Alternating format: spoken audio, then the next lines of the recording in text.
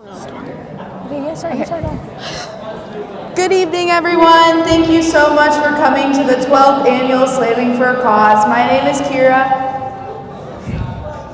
My name is Shivanshi. And my name is Michaela, and we're your MCs for tonight. Before we begin, we want to take a moment to recognize the people who helped make this night possible. Our platinum sponsors are Fidelity Bank, Coppell, Michael Wang, Omni Hotel, SMB Law Group, and Kevin Henderson. Our gold tier sponsors are Marble Slab Coppell and Shields the Colony. Please see your programs for the charity on the back of the program. Their support is what keeps this event alive year after year, and we hope you'll take a moment later tonight to look through the auction tables and see the generosity behind them. Before we start with the amazing poems, we would like to honor and recognize International Human Rights Day, which is tomorrow. We would also like to thank Ms. Bentz and Ms. Boyd for all their hard work to make this event possible. It truly would not be possible without them.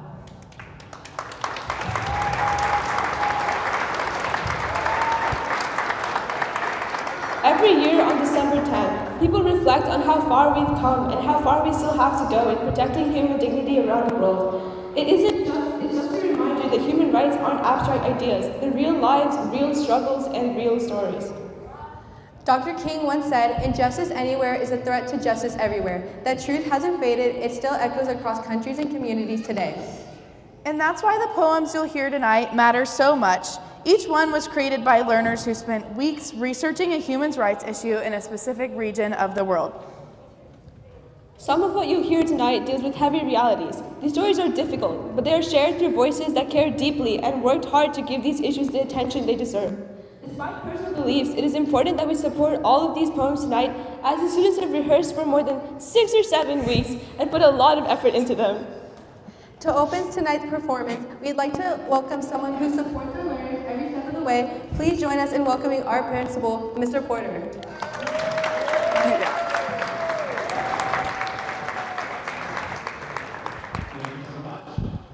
Just a pleasure to have everyone here tonight. It's a pleasure every year to see this event. It's an amazing event.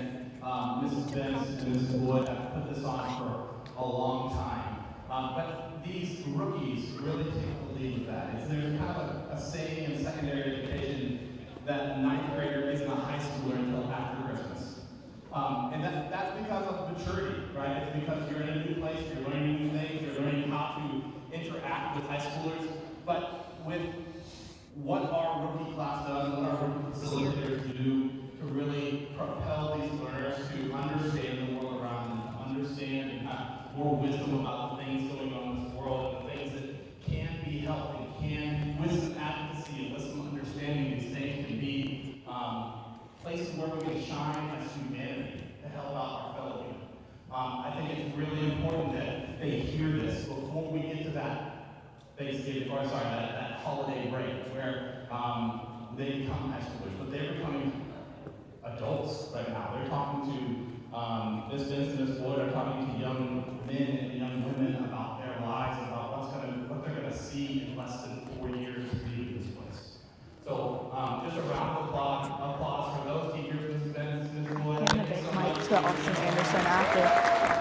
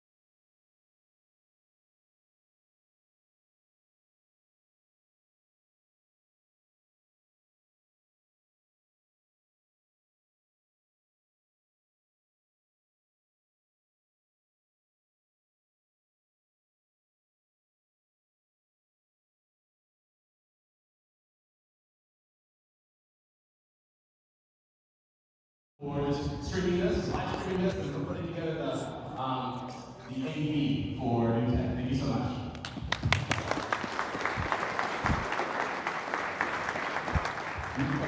Okay. We're so proud of our rookies, and I know you are too. Thank you. So thank you to you for providing. I know it's expensive. I know they ask you for money all of the time. Thank you. If you ever have an issue with that, please come see me. Don't think your child can't do something because the money is there. Come see me so we can figure it out. We can put our brains together, and every child can have the experience another child has. So this is something, I don't want to share that, but I want to share that with you so you knew that the door was open. Okay? Thanks. Thank you, Mr. Porter. Now I want to welcome Austin Anderson from the charity Puddin' Pop. The class of 2029 selected Puddin' Pop as their charity for tonight.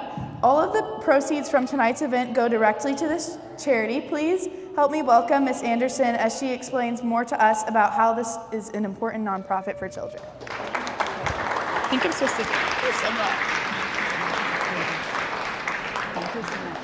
Thank you, ladies. Thank you, Mr. Porter. Thank you, Mrs. Benz and Mrs. Boyd. I appreciate you guys so much. My name is Austin Anderson, and I am the founder and president of Puddin' Pop. You can see a couple little posters over there. I am a Coppell mom. My younger son is a sophomore here at Mass, and we have just had an incredible year and a half here at UTech. It's become a very special place to our family, and I thank you for coming out. I started Puddin' Pop. We are about to be 5 years old, and a lot of you have graciously volunteered for us in that time. We deliver custom-sized clothing packages to children in foster care all over North Texas. We just delivered our 2000th package, and I am 100% donation-based. So what that means tonight is that everything from the ticket sales to the auction items, everything helps these kids. And we support kids who are brand new babies all the way to early 20s and about to age out or recently aged out of foster care. Texas has one of the largest age out rates in the country. This time of year we have a very special event called Forgotten Friends, where we answer 3 wishes for teens who are about to age out or recently aged out of care here in DFW. This year I have 70 kids, and all 70 of our friends, all 70 of our friends are in institutional living situations this year. So not only will they not have a traditional family holiday, they are most likely waking up in either a shelter, a residential treatment center, or a dorm situation with people who work there, not parental environment. So what does your donation mean to me? Whether it's $25, that means 2 new hoodies. Whether it's $50 or $100 or $5, those incremental amounts all go towards the wish list of these kids, and they're asking for the exact same things that our kids are asking for. We buy a lot of Nikes, we buy a lot of headphones. Last year we spent $40,000 and we granted the wishes of 60 kids.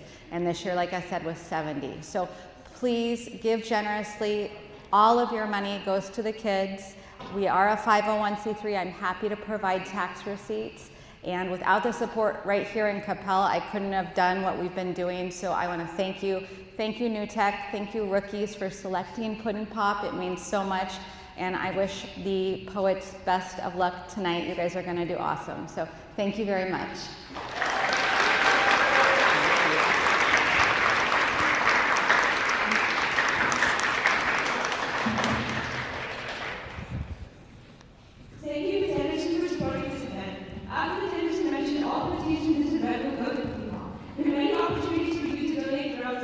For example, as Ms. Anderson said earlier, a $100 donation can buy 10 movies for the kids.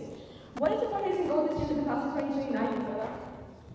$8,000 is their goal this year. Wouldn't that be amazing if we all just helped a little bit? Did you know that if each silent auction item was bid on just only once, that would bring in $4,000 towards their goal? Wow, what an amazing example of collaboration. Way to go, class of 2029. Now it's up to us. Let's raise $67,000.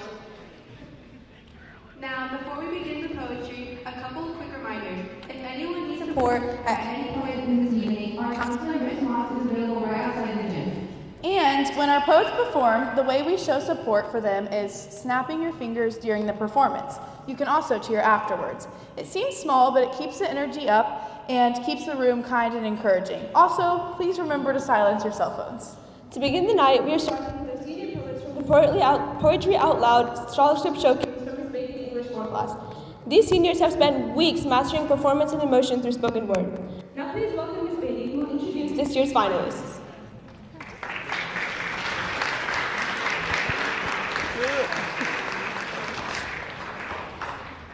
Thank you.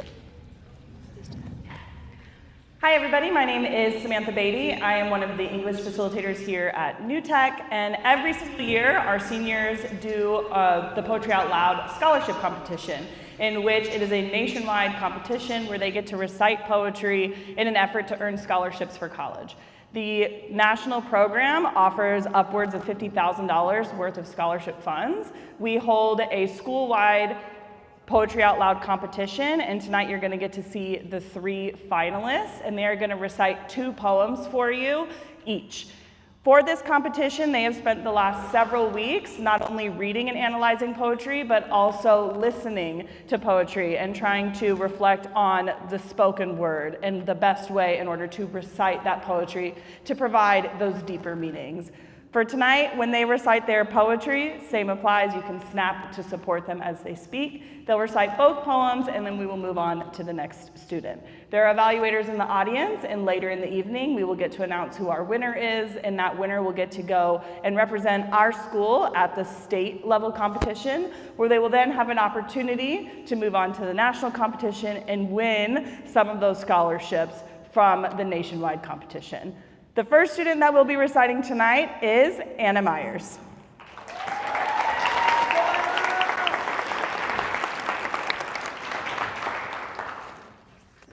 Doesn't matter. The middle.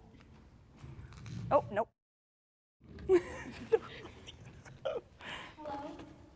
my name is Anna Myers, and the first poem that I will be reciting is To a Young Dancing Girl by Elsa Gidlow. Golden-eyed girl, do you see what I see? Do you see behind a veil that I laugh? Golden-eyed girl, I would like to laugh with you, but my veil is torn and I've seen things pass like shadows in the depths of a crystal glass. Golden-eyed girl, you are young as springtime. Your great eyes are dreamful, your rare lips sweet. Shadows matter little to you with dancing feet. All of life's skeletons wear gay dresses, youth is deceived by death's caresses. Golden-eyed girl, you have years to dance and wonder before your life's curtain will wear into holes and let you see the hopelessness hidden in souls. You have many moons of laughter, many years to go before you'll learn just how heavy dancing feet can grow.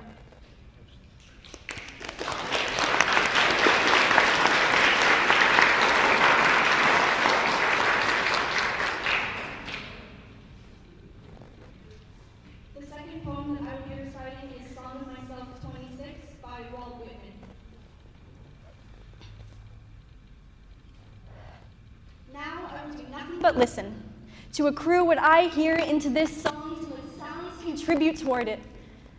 I hear bravas of birds, bustle of growing wheat, frost of flames, clack of sticks moving my heels. I hear the sound I love, the sound of the human voice.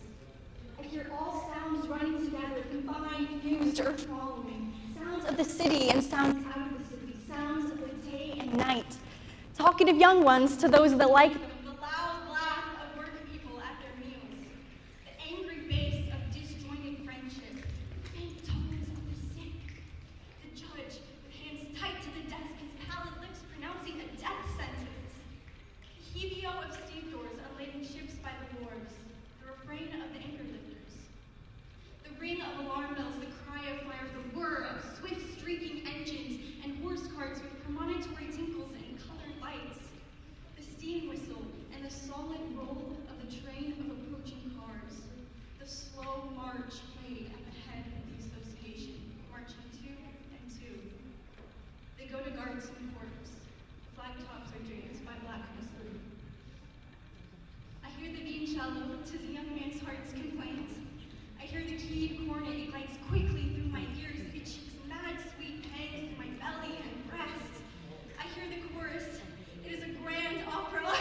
Indeed.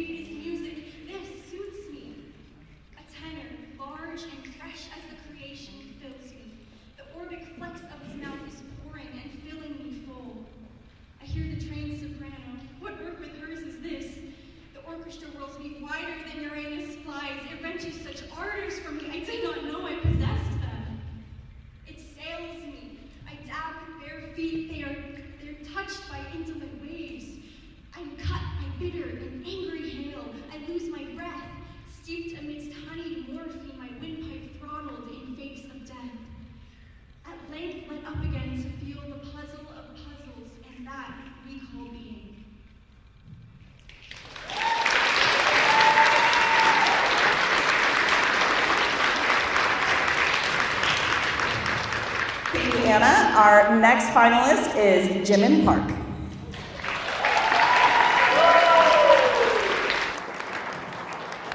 You did a good job. Hello, my name is Jimin Park, and the first poem I will be reciting is Mesokameen by Henry Wadsworth Longfellow.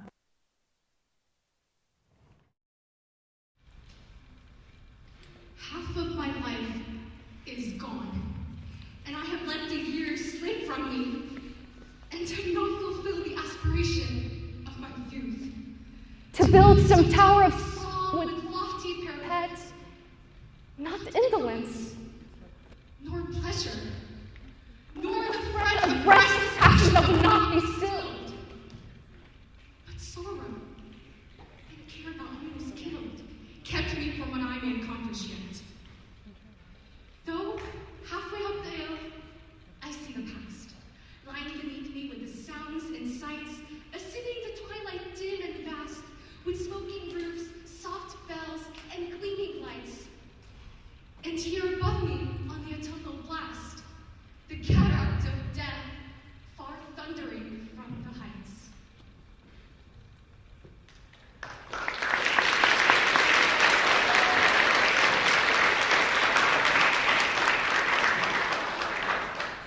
The second poem I'll be reciting is Mountain Storm by Yomina.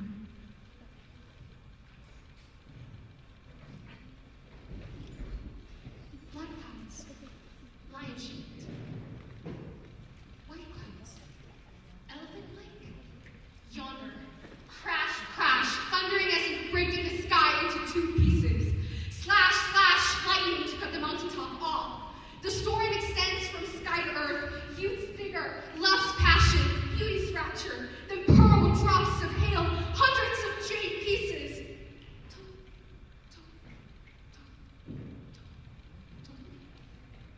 Monastery jingling bell, again.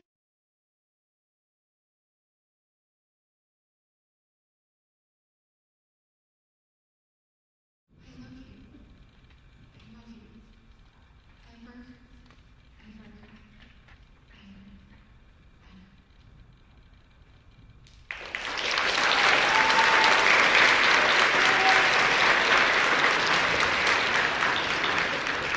Thank you, Jimin. And our last finalist for the evening is Samar Trinivas.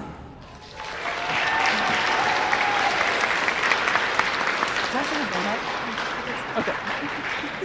You did a great job. Hello. Hello, I'm Samar Srinivas, and my first poem is Tall Ambrosia by Henry David Thoreau. Among the signs of autumn I perceive the Roman wormwood, called by learned men ambrosia elatior, food for gods. For to impartial science, the humblest weed is as immortal once as the proudest flower. Sprinkles its yellow dust over my shoes as I cross the now neglected garden. We trample underfoot the food of gods and spill their nectar in each drop of dew. My honest shoes, fast friends, who never stray far from my couch, thus powdered? Contrafine, bearing many a mile the marks of their adventure at the post house, disgrace the Gallic gloss of those well-dressed ones, who no morning dew nor Roman wormwood ever have been through, who never walk, but are transported by. For what old crime of theirs, I do not get.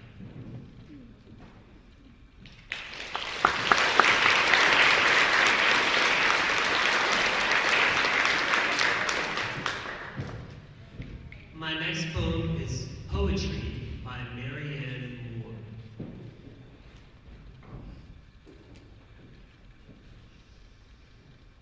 I do dislike it. There are things that are important beyond all this fiddle. Reading it, however, one discovers that there is in it, after all, a place for the genuine. Hands that can grasp, eyes that can dilate, hair that can rise. These things are important. Not because a high-sounding interpretation can be put upon them, but because they are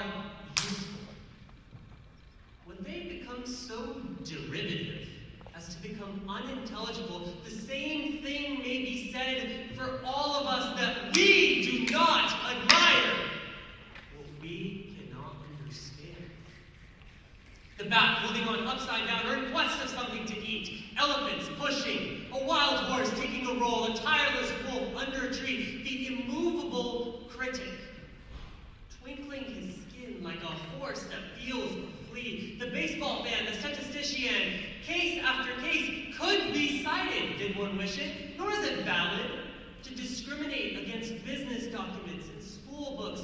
All these phenomena are important.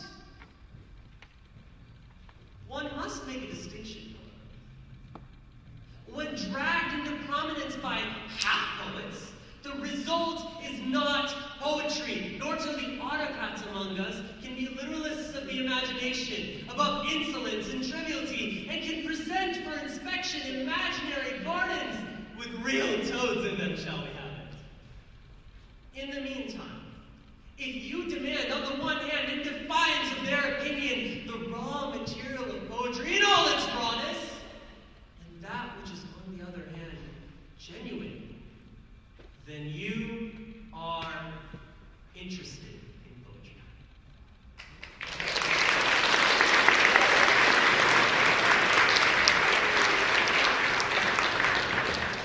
Thank you, Samar. And also I would like to just thank Ms. Benz and Ms. Boyd for allowing our seniors to recite and open this wonderful event. It is a wonderful full circle opportunity for our seniors. And stay tuned, because later in the program we will announce our winner.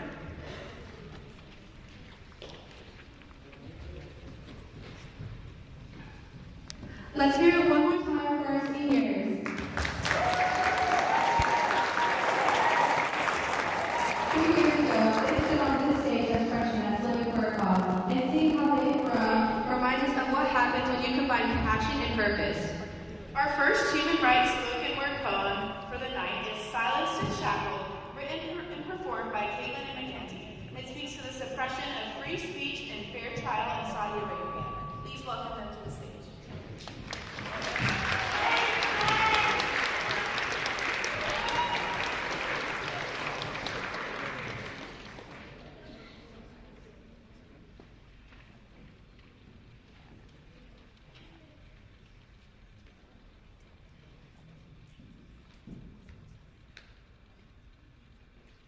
Families of Saudi Arabia, left in the dark. Your own children being killed without their knowing. The children they raised, killed on a bright Tuesday morning in the middle of the Rum Al-Khali Desert, surrounded by dust, sorrow, and death. No warning, no plan, no escape. Their children were journalists, advocates, teachers, all silenced by a corrupt government. Speaking out is as necessary as breathing, but as easy as cutting off your head. Our voices silenced, trying to expose the government, shut down as soon as we start talking. Raids of homes, decades in prison, threats to families, suffering in silence. This is what we risk. We scream, holler to the world, heard only by those who choose to listen. Shouts ask for help, posts of dissent and protest carried on the wings of social media. The monarchy exploits the justice system for their own good. Journalists are persecuted for showing their hatred for the crown. I, Al Jasser, screamed, shouted, spoke out, paid for it. The Arab right can be easily killed by their government under the pretext of national security. Posted by me, my child was alive, falsely accused, terrorist crimes, and destabilizing the security of society and the stability of states. The only thing being threatened is the security of the royal family. Their power, their ability to take away simple human rights. I am shackled by fear, silenced by death. A sword, not only a symbol, but an object. The symbol of justice slices through flesh and bone like cake being cut to celebrate. I hope those who come after make it to the oasis, the light within the infinite desert. I, Al Jasser, killed for freedom of speech, a precedent that shouldn't have been set.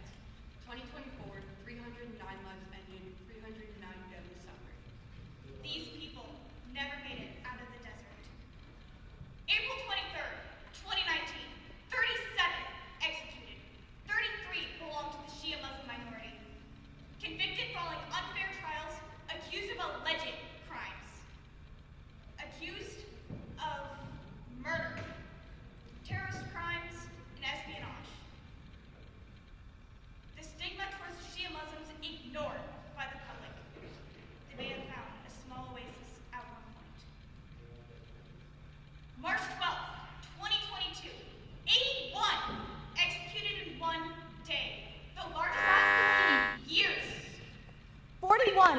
men were the Shia Muslim minority, accused of murder, links to foreign terrorist groups, monitoring and targeting officials and expatriates. The oases are dried up now. As of August 11th, 2025, 241 executed over the course of 7 months. 162 of those people were executed for non-lethal, drug-related offenses. Undeserving of death, hundreds are killed. It's Raham, and more Raham.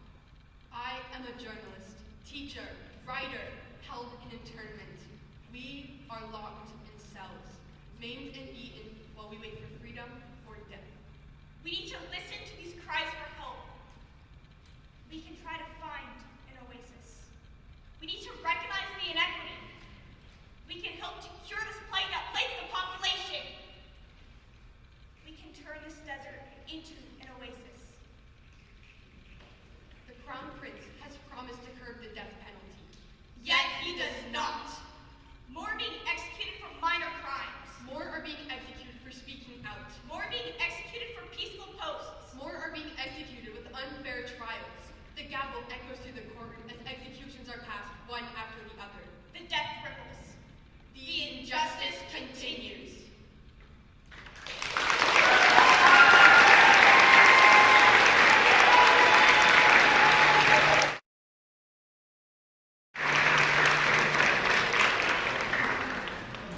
Thank you, Caitlin and Katie. Your poem beautifully represents the weight of the voices that are pushed underground. Next, we have The Exiled by Ryan, Allison, Benjamin, and Aubrey. The poem explores discriminatory immigration policies in Canada. Please join me in welcoming them.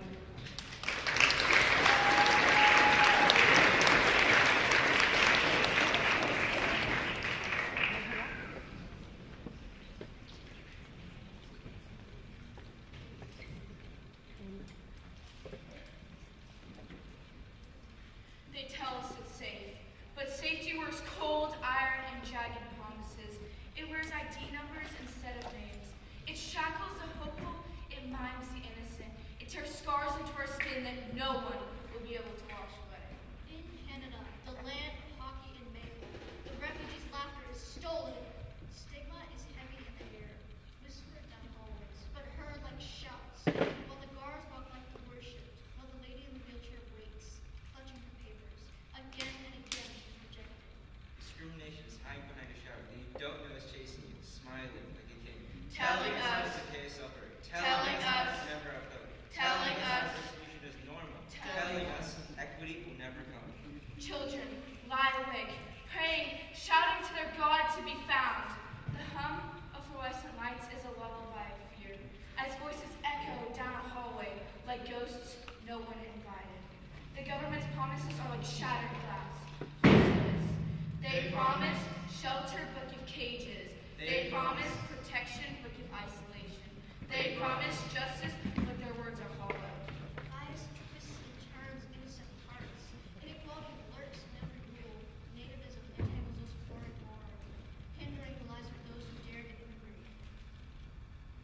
Mother's cradle, their babies behind fences, their cries are swallowed by hunger. Their dreams break down on the frozen wall of the Canadian Army. 4,929 people 4,929 sent to detention. 4,929 people suffering in silence. 4,929 people hope is gone. 4,929 families torn apart, and the world all is a policy, while the human heart cries denied rights just because of the government scheme. My name is Prosper Nyanzima, a foreign refugee carrying the scars of genocide, put in prison for a policy I didn't even write, under dehumanization for 5 years. My mind was broken, but they just threw me in jail for 5 years. Not once did they try to help. For 5 years. I wanted justice, but they just called me crazy. Detention destroyed everything, even my mind. Locked away, alone, for 5 years. Leave me with maimed scars that will never heal. And I'm only one out of 4,929. 929. I am a security guard, bearing the flag on my uniform. Things I brought with a bird with red maple flag on the flag. I've been seeing cultured people captured just like this, locked looking for years, alone, in the territory of mine. First bear was looking. He escaped. He lived. We don't want to remember, but we have to. We will shout till the walls give answers. Someday, the walls will crumble because of the weight of silence voices. Someday, freedom will be here. Hands unclenched, hearts unshackled. Someday, the world will hear your cries. Songs of justice will shout where immigration can drive. Where your fairness doesn't determine your safety. Where the color of your skin doesn't matter. And where equity answers the call. Will Canada answer?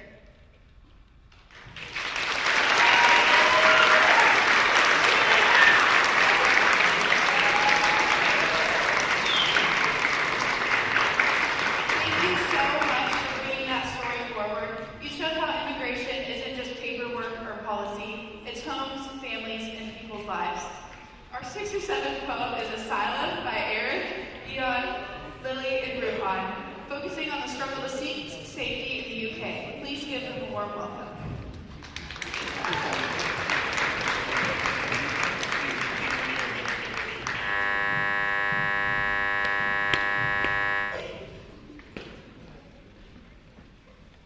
I made it to the UK. The sunlight, reflecting off of the water, glistened in our eyes. Freedom within arm's reach. The large glass building towering over us, we were escorted by men in suits.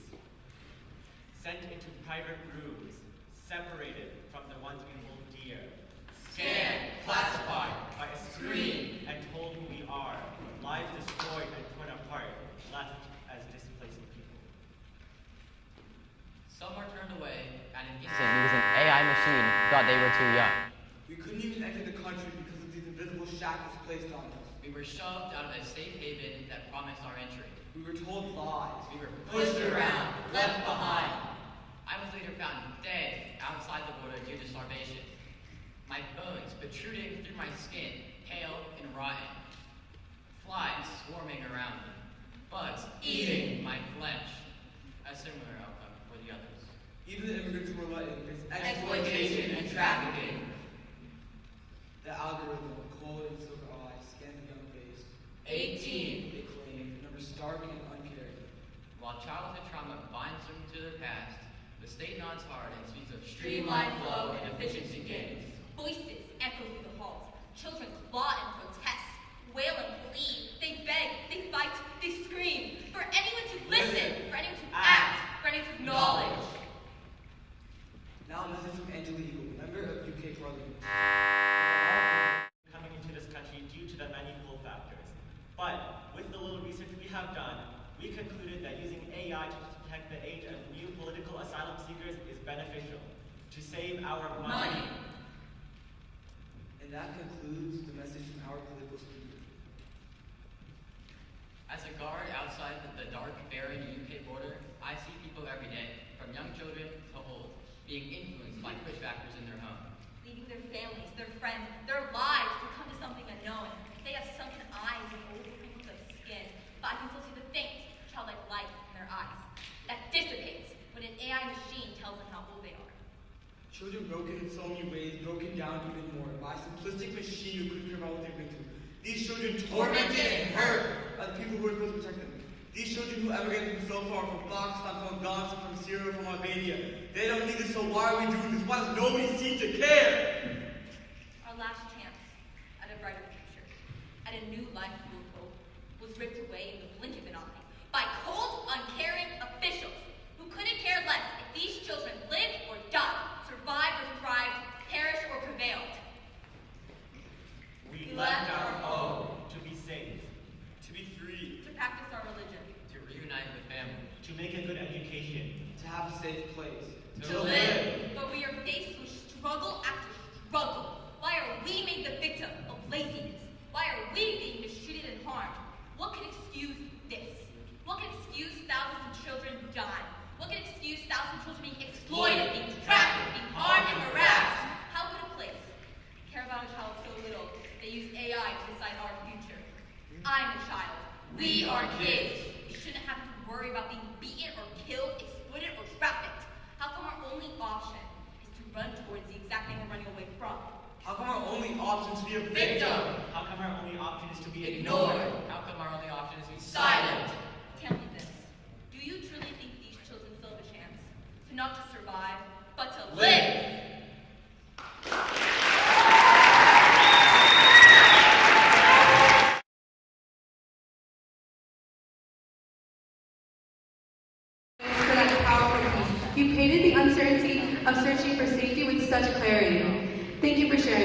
Our next piece is now Our Pages by Netra, Sophia, and Lillian, exploring the fight for girls' education in Afghanistan. Please welcome them to the mic.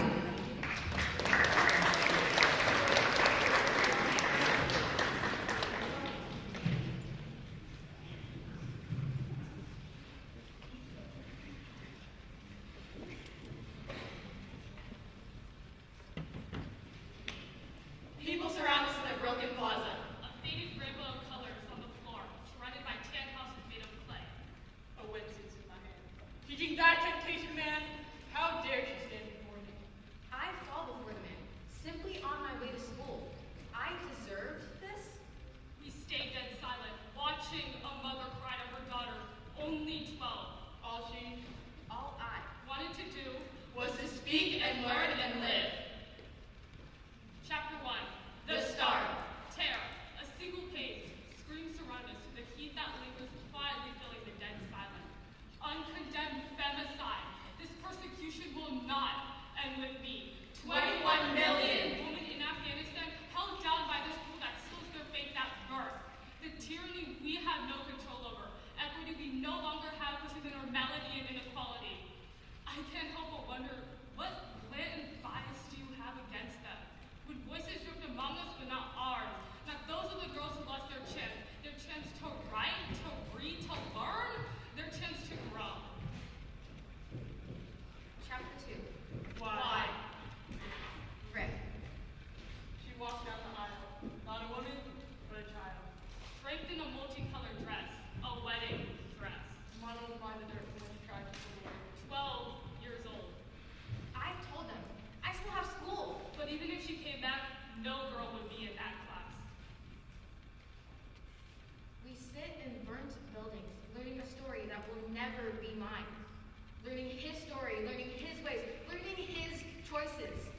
Wondering, when do I get mine? This fundamentalist group causing my plight, I am the problem. I am at their behest when they say stop. I cannot seek a chance. What religious precedence stops me from my rights? But I won't complain. Not because I don't want, but because I can't. My mother and sister hear me at home, long forgotten Words that they no longer know, and why would they use them? Dear Father, I ask you this. Why? Chapter 3. Try. For those who want to fly, to speak out, Protest. to learn. For those who dare to be better than or just equal with the men who treating us as a force of retaliation. Quiet now! They call, for all I want is to learn. Our refugees within our own so-called homes, we end up broken, beaten, and injuries. In this massive occupation of youth, they are dehumanized simply because of their sex. A bird whose feathers have been plucked until they can soar no more. Forever stuck on the ground. Forever denied their own freedom. Chapter 4. Closing the book. Through the years of injustice, We are variables in equations we'll never solve. We are words in books that we'll never read. we're the history that we will never learn. We are girls, names untold. We are girls with lost chances. We are girls, barely 12. We need voices. We need stories. We need freedom. If only for a chance. We have stories we need to tell.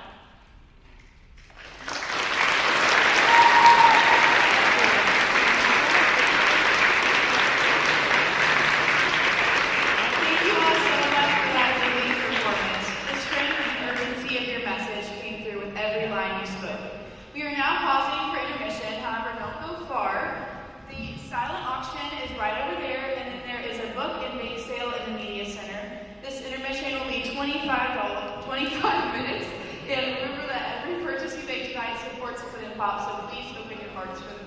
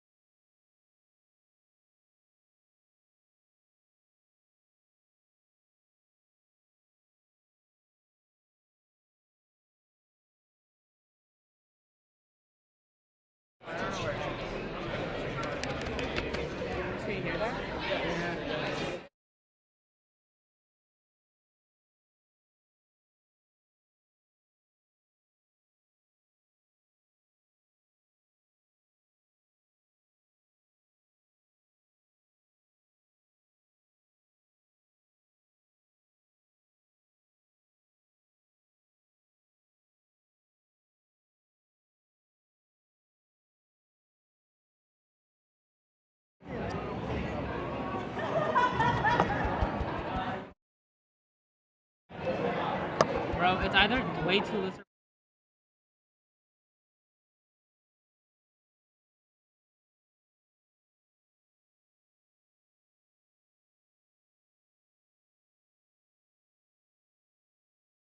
Is what I'm hearing.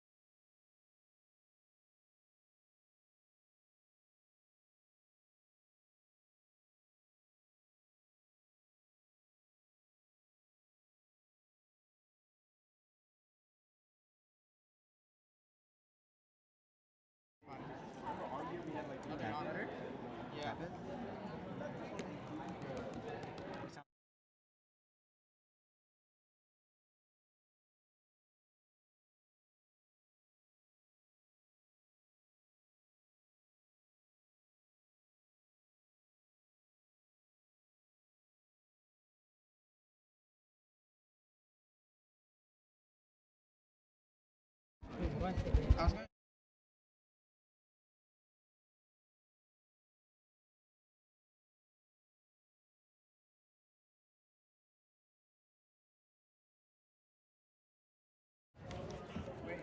I know you're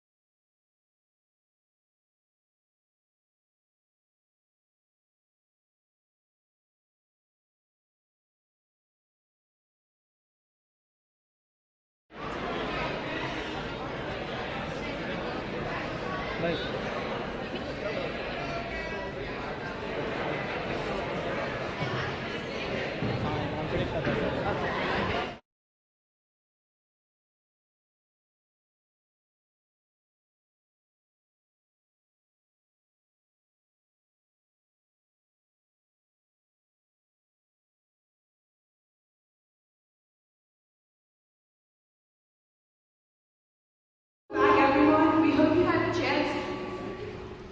Welcome back, everyone. We hope you had a chance to grab something sweet, check out the book sale, and look at the auction tables. There's some incredible items up there. Did you see the 3 Dallas Cowboys tickets in the Omni Hotel today? Yes, I did, and that sounds like a lot of fun. The class of 2029 really put together some amazing things tonight. And you still have time to bid later, so keep those items in mind. We are now going to start our second session of poems. Our first poem for this session is Gone by Veronica, Noah, Rima, and Lily. This piece brings their attention to statehood violence in the India. Please welcome them to the stage.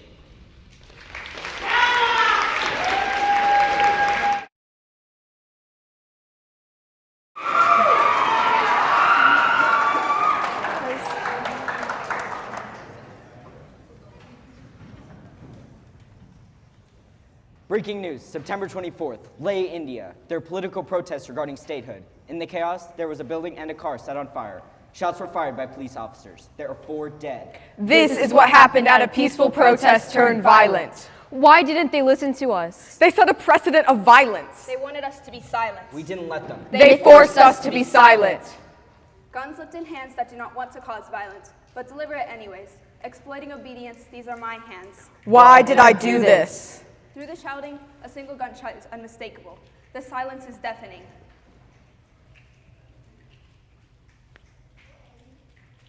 Then the shouting returns. This time it is panicked. Feet begin to trample over each other, fighting to escape the tragedy. They hope not to become a part of it, not knowing that they already have. More bullets follow the first, searching for targets. Some hit their marks. They fall one after another. 4 dead. 4 families losing a child, a parent, a sibling, uncounted innocents running away. I caused this. I killed them. What have I done? Our people now thudding to the ground, banging on the doors to your new homes, like hail falling from the sky. So still, so empty. Empty like the temples. Temples with mourning monks now taught to accept death. Citizenship promised us life, yet we lie here with nothing inside. Bodies with real thoughts and emotions, now nothing. Shackled to emptiness, thwarting every attempt at equality. I'll hold you close. The fire is too close. Harnessed for you, cooking your food. The smell of burning meat thick in the air. Keeping your children warm, I'll hug them close. The fire is too close. Until the very end, in my ashes they'll find yours, unnamed by those who said they would protect you. I know you inside and out. Little lungs warm with smoke as their bodies lie cold. Red guts, sweet like the moments you'll never have.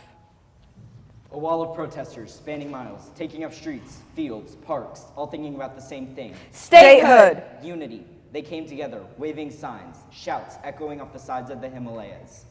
They scatter before the sounds of gunshots, feet trampling over one another, the sound of fire mixed with the screams of the pained and dying. This was the reality for thousands. Khaki uniforms, bleak as the future they hold, color of protection turned red with bloodstain. This is what happened at a peaceful protest turned violent. My son, my baby, 9 months I carried you, 288 I watched you grow, 576 months they took, 70,280 days, countless heartbeats. Gone. Your heart beats within me. It does nothing, splattering blood on a ribcage that isn't even yours, pain for nothing, painting the last image I ever saw of you.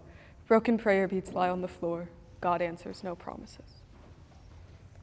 Heat only fueled our rage. We were completely out of control. A wildfire that's never going to end. Nobody able to stop us no matter how hard they try. We were a wildfire destroying his home, his safe space, the place he goes every night after a long day at work. We weren't going to stop there, no. We wanted justice. We wanted a result. Retaliation leads nowhere. It leads here. Bars of the cell screaming closed, shutting its doors to the citizens it was made to protect. Purpose forgotten in its rage. You can't put corpses in a jail cell. People left to burn its strife. Death becomes a mercy to those never heard. Left to rest and mouths left closed, an epidemic of injustice. This is what happened at a peaceful protest turned violent.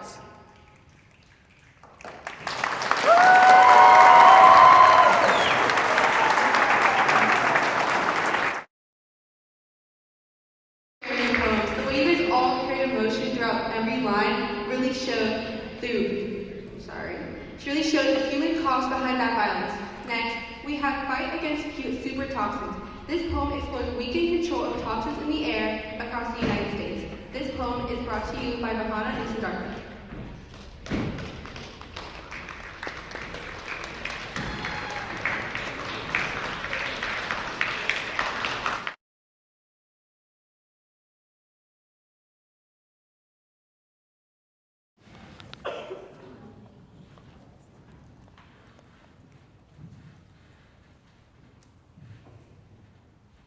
U.S. air safety unravels in silence. The clock ticks backwards. Decades of defense dissolves like dust.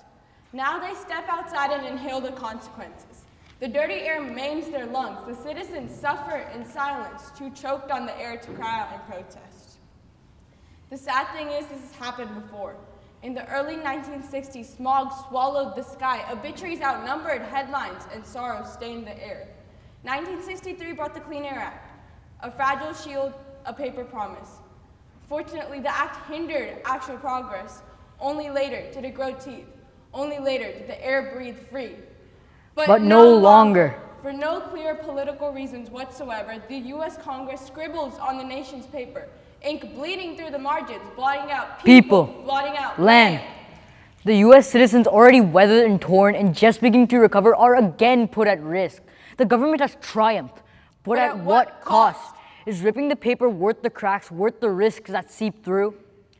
Air pollution is responsible annually for 135,000 premature deaths in the US each year. The Clean Air Act was supposed to be the filter for our air, but cardiovascular disease, cerebrovascular disease, lung diseases are now getting through into the air. They're now getting through, infecting us, giving us these health problems. I couldn't attend work. My lungs betrayed me. My friend fell, heartbroken by toxins. I couldn't stop coughing because my lungs were force-fed a meal made out of smoke and metal, a meal seasoned with super toxins by the factory chefs. The poison air sits at every single dinner table at our neighborhood. It patiently waits as our hearts try to digest what it cannot. This is the cost of human-environment interaction gone wrong, a relationship poisoned by greed. Restrictions reduced, rules loosened. They argued it would support economic growth, but industry's grown. Their iron stomach's hungry for profit. They claimed the science was still developing. They believed the risks were manageable. They said fewer regulations would save money. They promised progress without delay. But these promises were subsidized by suffering. Everyday objects injected with super toxins. U.S. citizens hesitant to step outside. These benefits were built on exploitation of workers, of land, of lungs. I read the changes and feel uneasy. They say it'll help with businesses, but I worry about the air I breathe. I don't see the danger, but I feel it's there. The rules are meant to protect us. Now they're gone, and I feel exposed. I wonder if the profit matters more than health. I wish they had thought about the long-term effects. Their efforts to regulate toxins are being thwarted, and their evidence bias only makes matters worse. Some communities suffer more than others. This is not just pollution, it's inequity. People worry and die in the U.S. near factories that flavor the air with steel and smoke. Dallas is ranked among the worst for ozone's choke. Breathing in sorrow every sunrise, but the air has no boundaries. Air only takes 1 year to circle the globe, carrying toxins like smugglers of sorrow. People from all over the world are affected. The health risks increase for all. There is no political asylum to flee to. Is that money really worth it if the people who give it worth are dying? Everyone should care if just one decision can take their lives. All to save money? If you have to clean it up, whether in the factories or the air, does the cost really change in your benefit? These are the push factors that drive people away from their homes. Toxic air becomes a reason to flee inevitable extermination. And when toxic air crosses borders, it becomes trafficking, not of people, but of poison. The land is taken, the lungs are claimed. This is the colonization of breath. The toxins are invisible. The sicknesses give them away. Most times too late. You cannot get away. We all share the same soil, same air, same fate. Letting these toxins spread is like planting poison in tomorrow's soil. Act now before it takes root.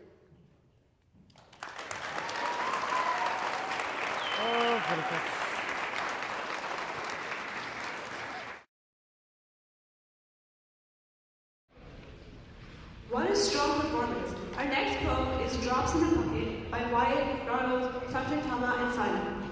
This piece focuses on limited access to fresh water in Guatemala. Please join me in welcoming them.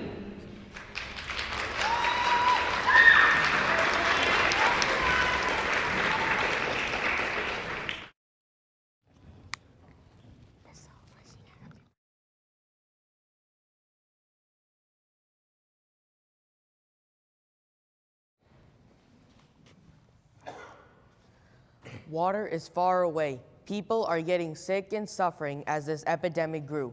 We need to show that we care for other people other than ourselves. Every day, people in Guatemala are working tirelessly to gain something that they already deserve, something that they don't need to fight for as they stand with founding patriotism. Water being a luxury for only some people is not okay. Mothers and fathers have to work hard for their children day and night. I can feel all those adults and children. It feels like carrying hundreds of pounds with the combined weight of the fear of letting down and the weight of the jug. Splash! They carry the heavy bucket of water, climbing small creeks and hills, trying to balance the heavy bucket of water to avoid spilling off the valley of water they carry just to give their children water. It is as hard as carrying water up the hill by maintaining balance. It's as hard as Guatemalan citizens struggling to balance their life with providing and helping their family to survive. And who will they ask for help when the government doesn't help? And the government has weakened their nationalism. It is unfair that they get sick. It is unfair that they get diseases. It is unfair that they suffer because of water. Splash!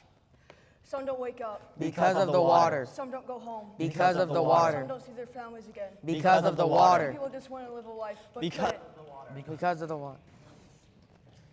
But can't blame the water. It isn't alive and it didn't hurt them on purpose. Blaming the water would be like being angered at an object for breaking. But who do the people look up to? Who has the power to do something about it, but chooses not to? Many have been lied to about not having to worry about drinking water, but they do. Because of their leaders, the water is deadly. All because of the government not wanting to fix the problem, exploiting it for publicity. Because it's easier, it's cheaper, it's simply simpler to just not do anything. It's because of the water that they die. Splash!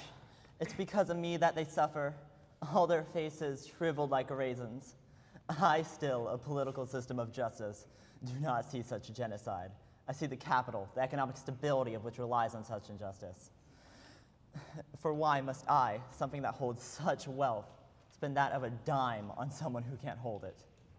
So yes, I see no such genocide, not that of peoples whose skin crack like eggshell under toe, not that of whose nails claw at bark and earth. For why must I help someone who's more broke than who's more broke than I can help?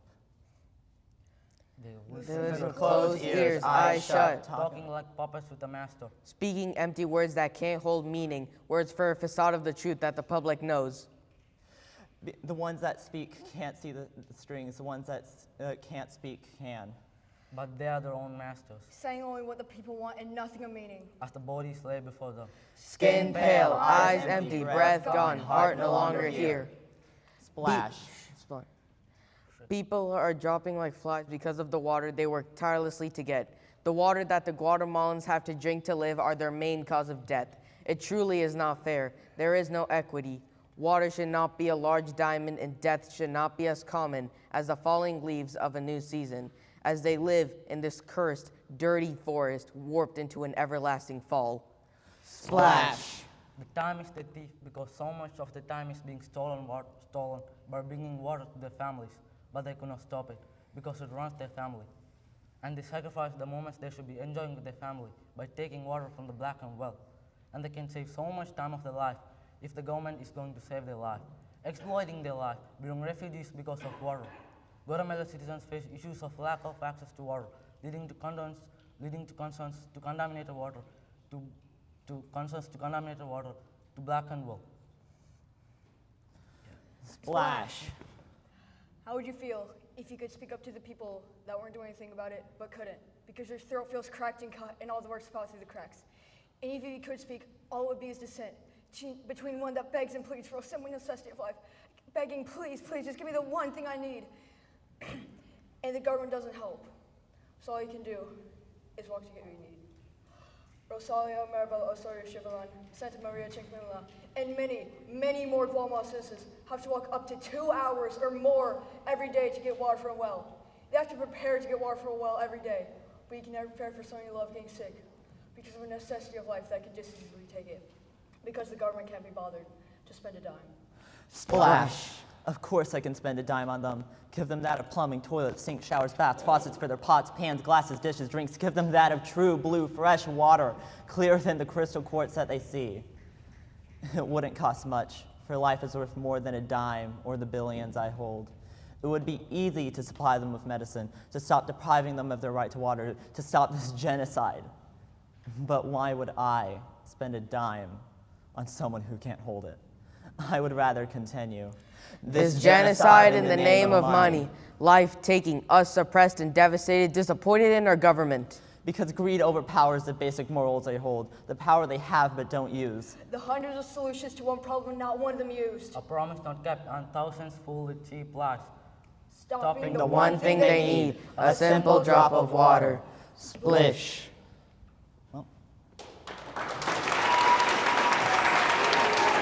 Failed on that one, but who gives the credit?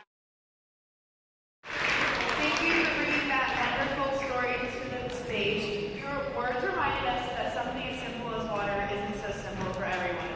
A quick reminder that bidding into 7:45, please open your hearts to benefit Hood and Top. Our final poem of this session is Broken Families by Brody, Bella, Zane, and Paulus. This poem sheds light on the forced removal of Aboriginal children from Indigenous families in Australia. Please welcome.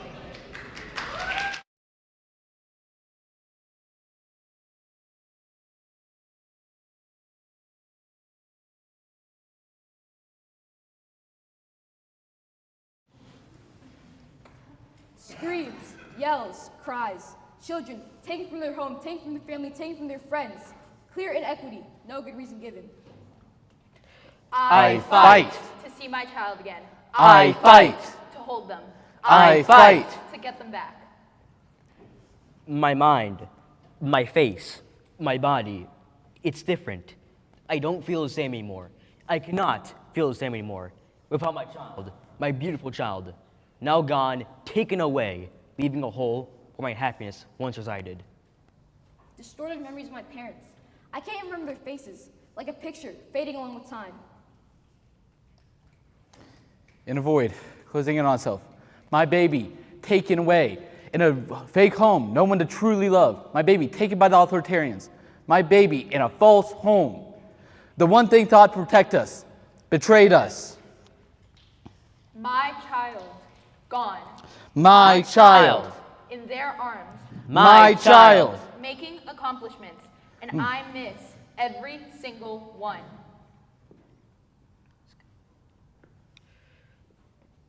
They said I was harmful. They said I abused them. They said I was a threat to them. My own child. My child that they took. Forcefully, remorselessly, and so was me. My faults, my causes, and why they took my child. They exploited me into giving my child. Change.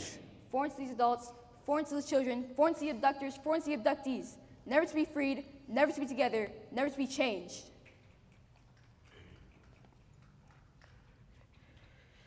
Was it my fault? Did I do it? Did I hurt them? Did I abuse them? Are they right? Am I wrong? I can't even tell anymore. My mind has been tearing itself apart, ripping itself into pieces. I can't even think, I can't even speak, I can't even fight back. I can only hope. Tears and sadness, hope seeps away, and fear takes its place. My arms feel empty. My child's place is empty. Sadness takes the place where hope and happiness belong, all because they thwarted my attempts to get my child back. I just learned how to throw a boomerang. Not to be used anymore. Taken from my mother's embrace, the place where her arms lay when she was carrying me. Now I'm being carried by a hollow shell. And for what? My parents were amazing. My water carrier, made from the skin of a wallaby. To be in my possession, forever to be heirloom. We, the Australian government, apologize for the profound grief, suffering, and loss of these stolen generations. For the laws that we broke, the pain that we caused, and the loss of these stolen generations, we say sorry. False promises made, promises broken, the government just watching, the government just looking. I was struggling. It felt like I was under cold water, a dream I wanted to wake up from. The day they came for my child was a nightmare, crawling with demons. My precious little angel was gone. I couldn't breathe. I couldn't cry out for my baby.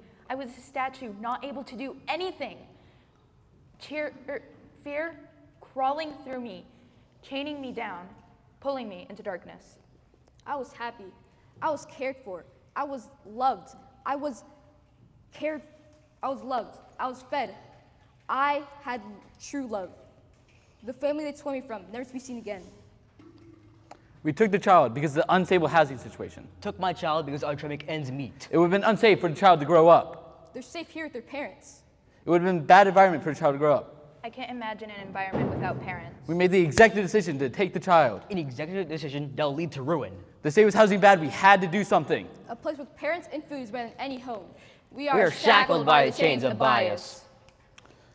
Why are they taking them? What did they do? Because of the Aboriginality, even though they were here before us, marsupial mothers having their joeys taken away. But why? For the pain and suffering they cause? They are scapegoating us. They have supremacy over us. They are the supremacy. We cannot do anything to the government. The government is a dictatorship at this point. The dictatorship being the originals. We no longer have power in this political state.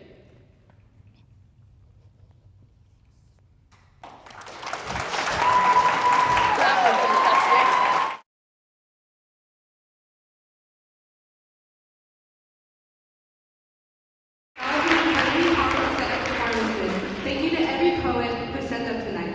It is time for our second intermission. The silent auction is right here in the gym, and the bake sale and the book sale are still in the media center. Also, another reminder, like here previously said, the bidding will end at 7:45, so bid as much as you can now. So every purchase tonight supports Coppell Hop, so thank you for being a part of something that makes a real difference. Before the 20-minute intermission starts, we would like to take a moment to recognize our amazing alumni here tonight. If you are an alumni, please stand and be recognized.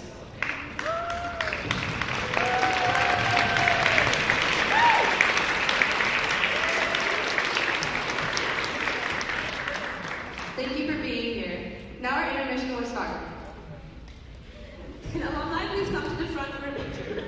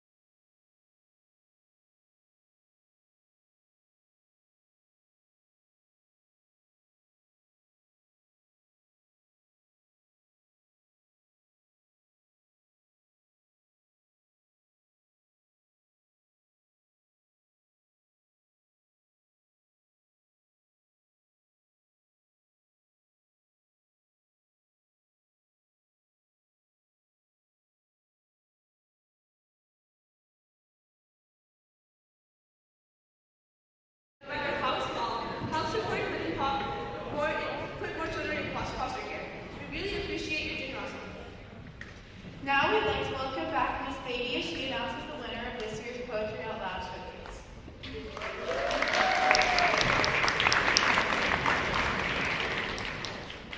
Hello again. I'm here to announce our winner for the Poetry Out Loud competition. Thank you to our evaluators for helping judge the 3 finalists. And with a final thank you to Miss Boyd and Miss Benz, again, for letting these students have this beautiful full circle moment of presenting here at Slamming for a Cause as they were freshmen and again as seniors. So, without further ado, can I get a drum roll, please? And our 2025 Poetry Out Loud winner is Jimin Park.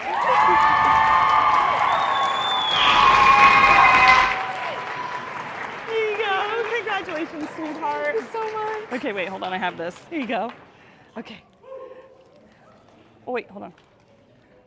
We're going to take some pictures, and we also know that Jimin's family's here, yeah? Can they come up and also get a picture too, please?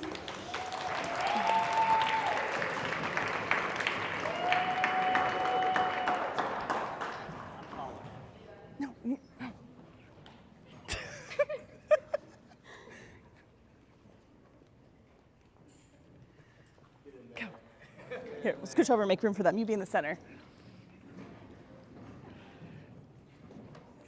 Oh, they're so mean.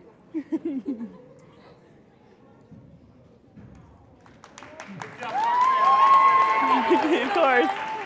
And, oh, that's me. That's my cue. And congratulations again to Jimin and both of our other finalists. And on with the show. Thank you. Congrats, Jimin. Thank you so much. You're welcome.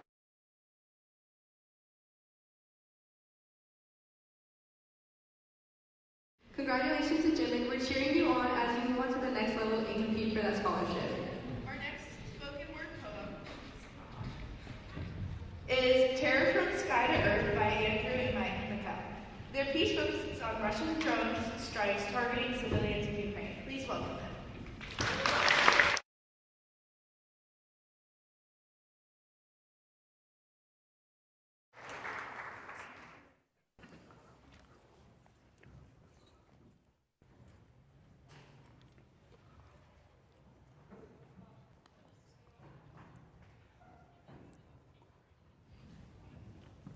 Drones!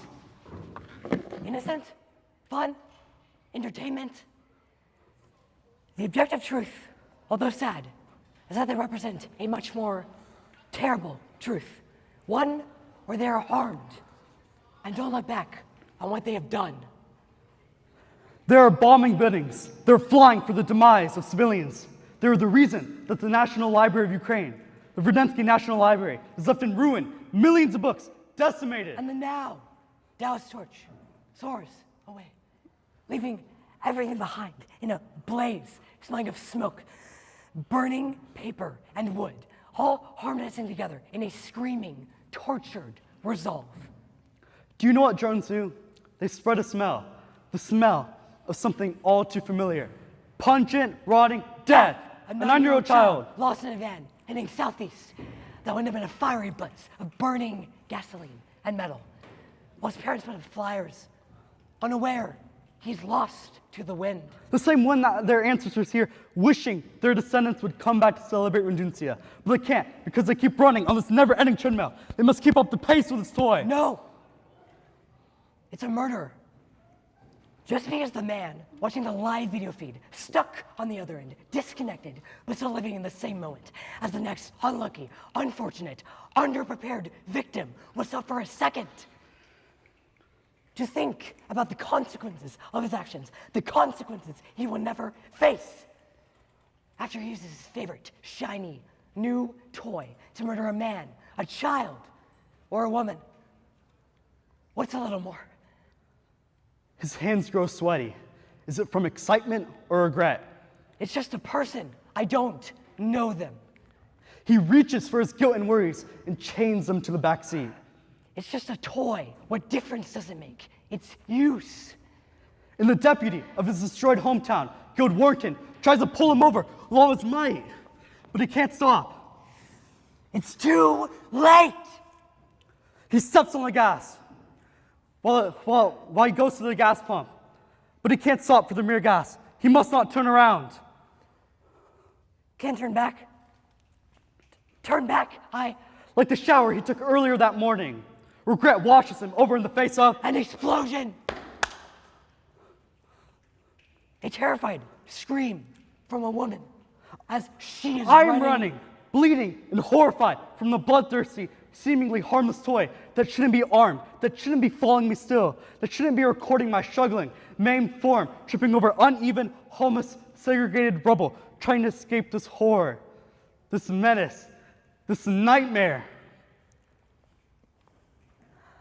I'm Anastasia Pavlenko, a 23-year-old mother of 2, and I've been brutally struck by the ironically lacking equity, by the detrimental effects of this war.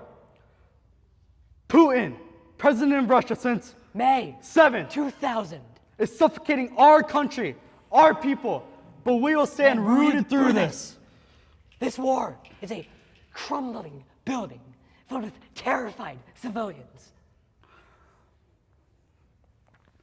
The death toll by this negative interaction this child's toy is causing, before we know it, it will be gone. Before what is gone? The people of this burning country, my friends, my family, gone. The death toll will only keep increasing with every catastrophic bang and bone-sponging paw that Russia keeps hitting us with, as if we are a target practice for a child's toy that hasn't reached its full, deadly potential. Until it is spun into the world as an epidemic to infect people with hindering pain and worry. Pain that worries them, worry that pains them. Under the sheer pressure of this ruthless, boiling war, they start to break, to crack. Vase of flowers. That is what Ukraine does not want to represent. They want to bloom, flourishing, beautifully. Unable to do so, now that the genocide has come. What used to be filled with windy rivers, numerous mountains, and the smell of freshly mowed grass, Ukraine was heaven on earth. Now, Russia is playing with Ukraine like a dog playing with a chew toy. All of this positivity has turned. And now, the smell of smoke, broken buildings, and the sound of bombs soaring to their destination fill the air. Ukraine has turned. This all starts with a political affair, but it turns into something far more. The Ukrainian people are being maimed, and it all originated from Ukraine gaining independence from Russia. Imagine, you are a Ukrainian first responder. Your country is being brutally attacked. It's falling apart. And you're the one to save it. You are constantly putting out the fires. You are constantly running into those fires. You are constantly carrying bodies. Limply hanging like marionettes, cut from their strings, bringing them into sickly, sticky, overcrowded hospitals. But still, your country is falling, and you can't stop it. Because you're the only thing that's keeping over 12,000 people alive per day. Will we help Ukraine? Or watch this beautiful country disappear? Is there any centrifugal force that takes strides forward in this never-ending war? If not, our children will ask us, what was Ukraine like? And we will answer, I don't know. Because we never got to experience the beauty of it. We only got to see what it looked like when this country was war-ridden. This country was once pulling in people like birds flocking to St. Sophia's Cathedral. Now it's pushing people away, like no one even wants to say the dreaded name Ukraine, as if they're in a moment, 85 years ago, beaten down as immigrants, their only choice being to immigrate from their home, pulled by push factors their old country possesses as they're trying to fit into their new one during a worldwide war. A war where equality runs thin. World War I plus 41 makes 42 Ukrainian lives ferociously dragged across the wide back of a mountain. Bosom of death, buried hope, and dirty, crumbled earth caused by a small armed Christmas present. Colonizing the very sky for it delivers its accessories down civilians' chimneys, leaving not a chimney or a soul to be found after its directive is finished. 42 Ukrainian casualties. Every single day. Thank you.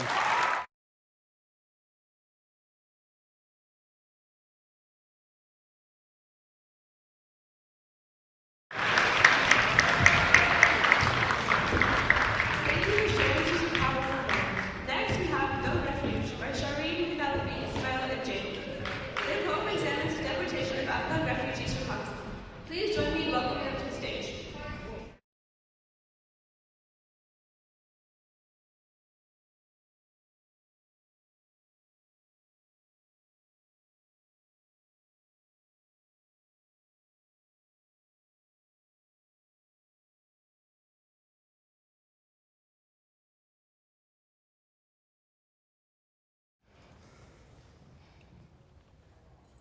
America, you live in luxury.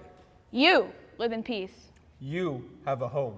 You have rights. But you must take a look. In Pakistan, there are Afghan men. Afghan women. Afghan children. Without rights. Struggling. Without homes. Begging. Without family. Pleading. And to no avail. They agonizingly watch as everything they've worked for. Homes. Temples. Graves. Are destroyed. Desecrated. Burnt. Crushed. To ash and rubble. Claims fly to justify unlawful persecution. Claims of terrorism based solely off race, ethnicity, nationality. Men are reduced to statistics, dehumanized. They struggle, they beg, they plead. And to no avail. We stay blind willingly. We pretend all is well. We don't seem to care about it. There is no reason to see. No. There is no reason not to see. Halfway around the globe, we go and we see immigrants as they struggle, beg, plead. And to no avail. To be ignorant is to be the problem. And to be the problem, one must be ignorant.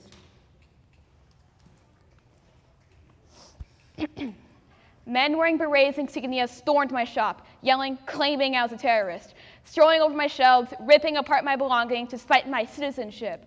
Rice lay discarded, grain scattered across the floor, Coke bottles crushed, glass shattered, packages mashed to a pulp, some burst open. A rough hand dragged me out, shoving me into a hot, crammed car. When I stepped out of my trance, I was in a plane, hurling through the air, returning me to my homeland. They are treating the Afghans like a stray dog. They kick them out, shove them away, and abuse them. I'm only a young boy, and I know this is wrong. I've known those who are Afghans. I haven't seen them in quite some time. Maybe they chose to leave, maybe they were forced, out of the South Asian country called Pakistan. I am drifting off to sleep in my mother's arms. She is whispering a lullaby in my ears. Suddenly, there's banging, screaming, wailing. My mother holds me tight. Quietly, there's praying, sobbing, pleading. Eventually, the sounds die down. My family has lived here since the 1970s. Generations have lived here, married, had kids, owned shops like I have. Yet this country wants me out. They claim I am a terrorist, aiding in rising crime rates, when all I have done is live a normal life, gone to school, bought groceries, pursued my dreams, just like other Pakistanis have. I've seen a nice couple dragged out of their home by the people I thought we're supposed to protect. Now I'm unsure if I'm safe in my own home. My Baba says we're fine since we're not one of them, but I don't know anymore because our police are corrupt. Bribes, political interference, lack of accountability, low salaries, and inadequate resources. All of these are what make our police force corrupt. I used to want to be a part of the military, but now they drag innocent people out of their homes in the night. My mother steps out into the street, and I quietly follow her. The streets lie in ruin. Children cry for their stolen parents. Parents kneel, defeated, over a child's empty bed, an overturned booth filled with torn and trampled rugs. And I wonder why. Why can't I live like my Pakistani friends? Why can't I sleep in peace at night? Why can't I be welcome in my own home? Why can't I do the things that they do? One looks at these refugees and sees those in need.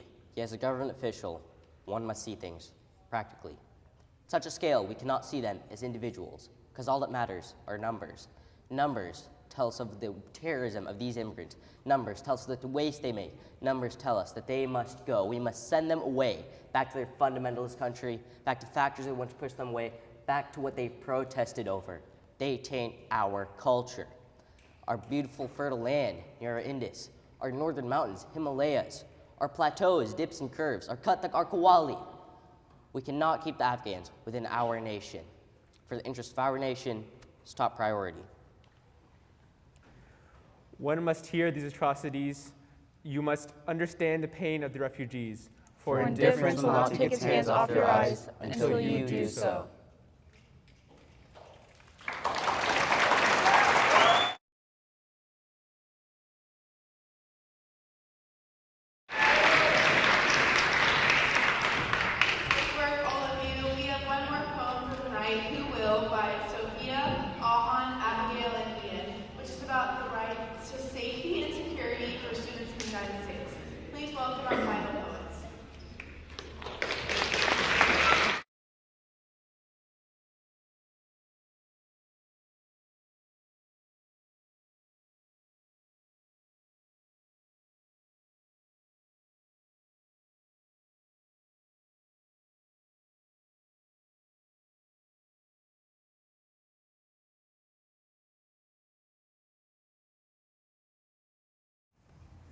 Bang! Virginia, April 16. Virginia Tech, 33 killed, 22 injured. Bang! Connecticut, December 14th, 2012. Sandy Hook Elementary, 28 killed, 2 injured. Bang! Florida, February 14th, 2018. Parkland High School, 17 killed, 17 injured. Bang! Texas, May 24th, 2022. Robb Elementary, 21 killed, 17 injured. Bang, bang, bang! It has only been 7 days since the last school shooting. There have been 208 school shootings in 2025. There have been 336 school shootings in 2024. There have been 351 school shootings in 2023. There have been 308 school shootings in 2022.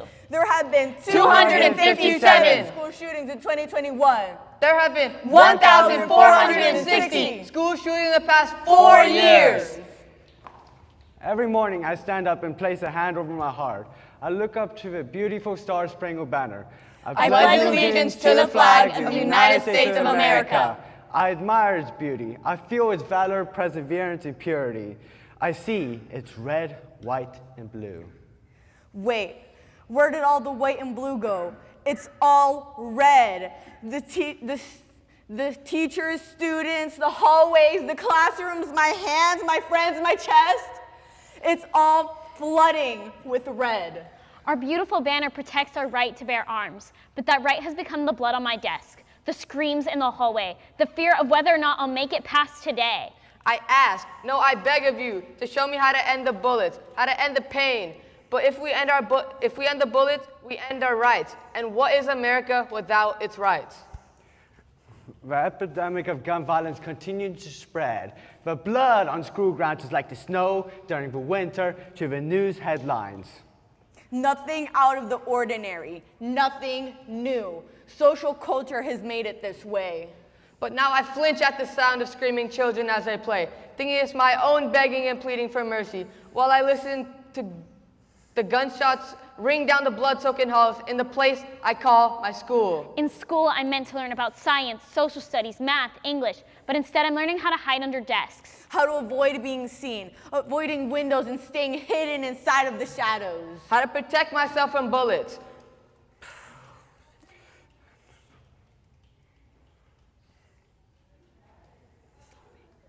Stopping blood from pouring out of my leg.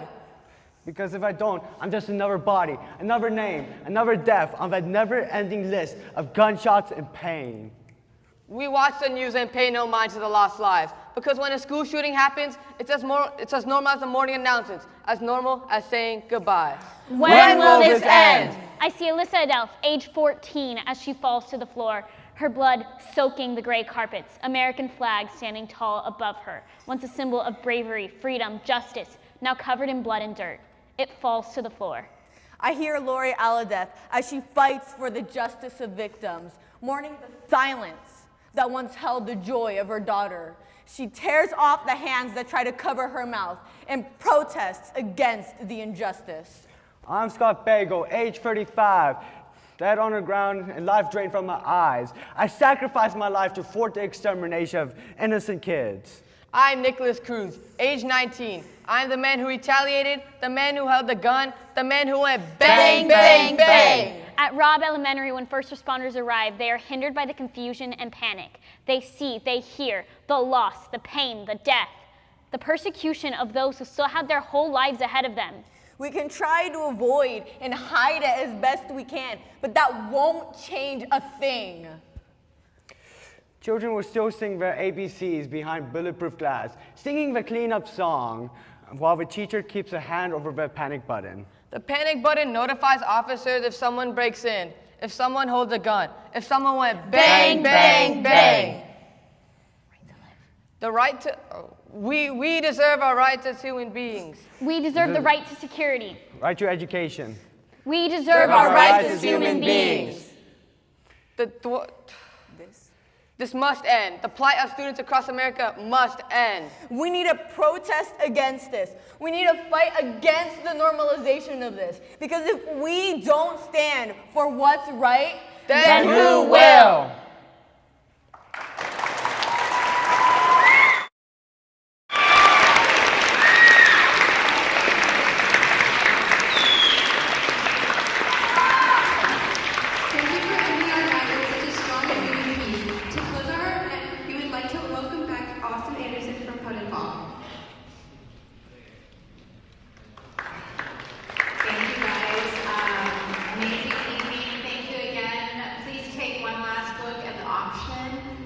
opportunity to be here, and parents, community, I implore you that our kids are not the ones who should be doing all of the action and all of the work. You guys are doing it, but we should be setting an example. So let's take the energy that our kids brought tonight and go make a difference and not get bogged down by the have-tos, but the want-tos. Thank you, New Tech. Happy holidays, everybody.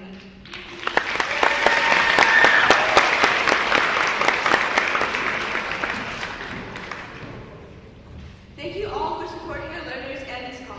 If you want an auction item, please visit the cashier in the media center. Our runners will bring you your items and help you check. And thank you once again to Ms. Benz and Ms. Boyd for making this wonderful night possible.